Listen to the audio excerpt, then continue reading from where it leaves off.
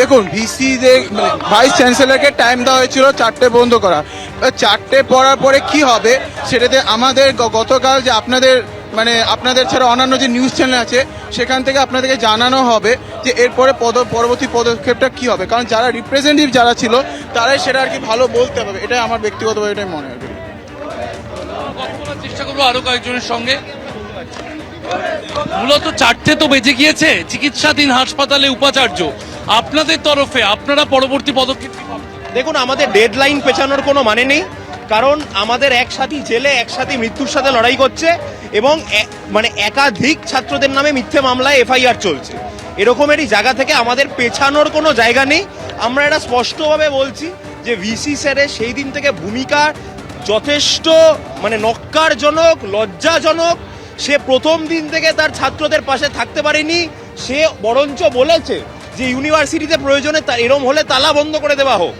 এটা দায়িত্বহীনতা থেকে নিজেকে এড়ানোর জন্য এই খেলা আমরা আগেও দেখেছি, নানান রাজনৈতিক মঞ্চ থেকেও আমরা দেখেছি যে লোককে কখনো সিবিআই পুলিশ ধরলে সে উডবানে চলে যায়, অমুক জায়গায় চলে যায়, তমুক জায়গায় চলে যায়। এই ছক আমরা জানি, কিন্তু তারপরেও আমি বলছি ওনার যা অসুস্থতা আছে উনি দ্রুত সুস্থ হয়ে উঠুক, কিন্তু এটাও উনি মনে রাখুক যে যতক্ষণ পর্যন্ত উনি এই ছাত্রছাত্রীদের পাশে দাঁড়াতে পারবেন না ততক্ষণ পর্যন্ত তার নিস্তার নেই, ওনাকে দায়িত্ব নিতেই হবে। পড়ুয়ারা বলছেন উপাচার্যকে দায়িত্ব নিতেই হবে, কিন্তু পরবর্তী আন্দোলনের ধাপ কি তা নিয়ে কিন্তু যেমন জানা যাচ্ছে পড়ুয়াদের সূত্রে তারা আবার একটি সাধারণ বৈঠকে বসবেন এবং সেই সাধারণ বৈঠক থেকে সিদ্ধান্ত নেওয়া হবে পরবর্তী পদক্ষেপ কি।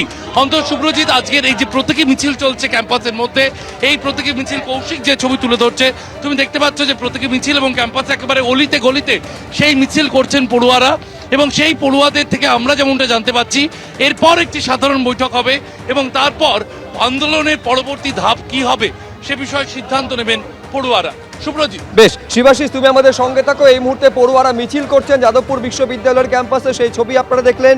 একেবারে স্পষ্ট বক্তব্য পড়ুয়াদের, যাদবপুর বিশ্ববিদ্যালয়ে শনিবার যা ঘটেছিল তার দায় নিতে হবে উপাচার্যকে।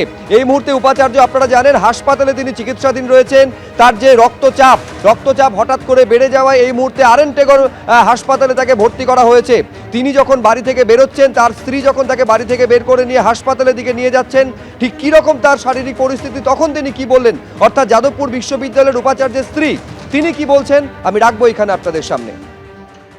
আমি হাসপাতালে দেখাতে যাচ্ছি, প্রচণ্ড বিপি শুট আপ করেছিল, হসপিটালে দেখাতে যাচ্ছি।